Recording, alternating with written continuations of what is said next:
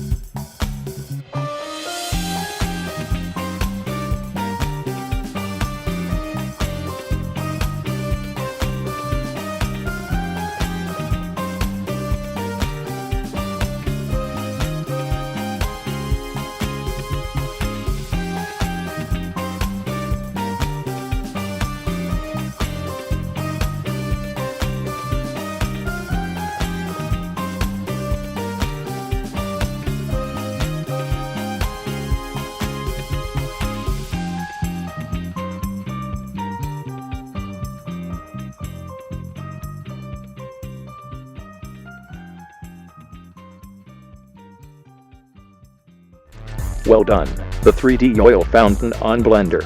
So guys, that was the 3D modeling video. If you're enjoying this video, make sure you like and subscribe to my channel. Thank you for watching. See ya.